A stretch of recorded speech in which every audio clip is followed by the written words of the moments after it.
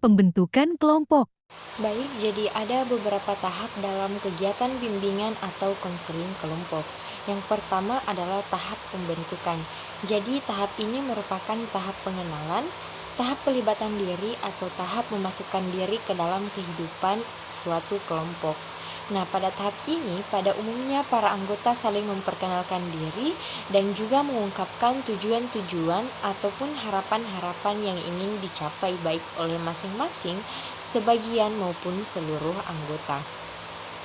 Kemudian, memberikan penjelasan tentang bimbingan kelompok sehingga masing-masing anggota akan tahu apa arti dari bimbingan kelompok dan mengapa bimbingan kelompok harus dilaksanakan, serta menjelaskan aturan main yang akan diterapkan dalam bimbingan kelompok ini.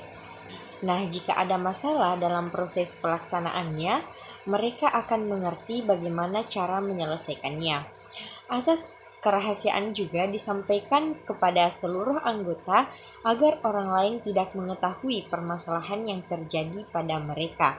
Nah, jadi contoh dari tahap pembentukan ini yaitu pengenalan dan pengungkapan tujuan.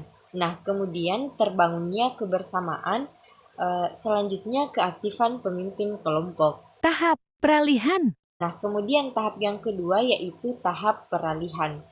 Jadi pada tahap kedua ini atau pada tahap peralihan ini merupakan jembatan antara tahap pembentukan dengan tahap inti. Nah, ada kalanya jembatan ditempuh dengan amat mudah dan lancar. Artinya apa? Artinya para anggota kelompok dapat segera memasuki kegiatan tahap ketiga atau tahap inti dengan penuh kemauan dan kesukarelaan. Nah, ada kalanya juga jembatan itu ditempuh dengan susah payah, yang artinya para anggota kelompok enggan memasuki tahap kegiatan kelompok yang sebenarnya, yaitu tahap ketiga. Nah, dalam keadaan seperti ini, pemimpin kelompok dengan gaya kepemimpinannya yang khas membawa para anggota meniti jembatan itu dengan selamat.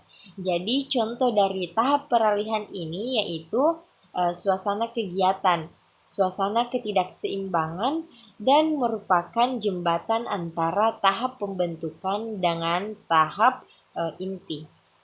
Tahap inti. Nah, selanjutnya tahap yang ketiga adalah tahap inti kegiatan. Jadi pada tahap ini merupakan inti dari kegiatan kelompok. Makanya aspek-aspek yang menjadi isi dan pengiringnya cukup banyak, dan masing-masing aspek tersebut perlu mendapat perhatian yang saksama dari pemimpin kelompok. Nah, ada beberapa yang harus dilakukan oleh pemimpin di dalam tahap ini, yaitu sebagai pengatur proses kegiatan yang sabar dan terbuka, aktif akan tetapi tidak banyak bicara, dan memberikan dorongan dan penguatan serta penuh empati. Nah, contoh dari tahap inti ini yaitu masing-masing anggota secara bebas mengemukakan masalah ataupun topik bahasan. Kemudian menetapkan masalah atau topik yang akan dibahas terlebih dahulu. Nah, di sini anggota membahas masing-masing topik secara mendalam dan tuntas. Jadi kegiatan tersebut dilakukan dengan tujuan agar dapat terungkapnya masalah atau topik yang dirasakan, dipikirkan, dan dialami oleh anggota kelompok. Nah, selain itu, dapat terbahasnya masalah yang dikemukakan secara mendalam dan tuntas, serta ikut sertanya seluruh anggota secara aktif dan dinamis dalam pembahasan baik yang menyangkut unsur tingkah laku, pemikiran, ataupun perasaan. Tahap pengakhiran. Nah, kemudian selanjutnya adalah tahap pengakhiran.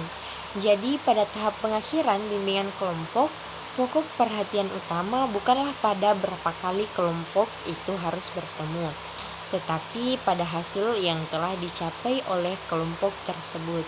Jadi, kegiatan kelompok sebelumnya dan hasil-hasil yang dicapai seyogyanya mendorong kelompok itu harus melakukan kegiatan sehingga tujuan bersama tercapai secara penuh.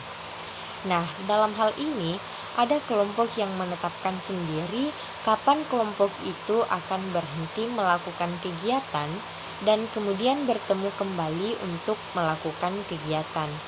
Nah, pemimpin kelompok mengemukakan bahwa kegiatan akan segera diakhiri, lalu kemudian membahas kegiatan lanjutan.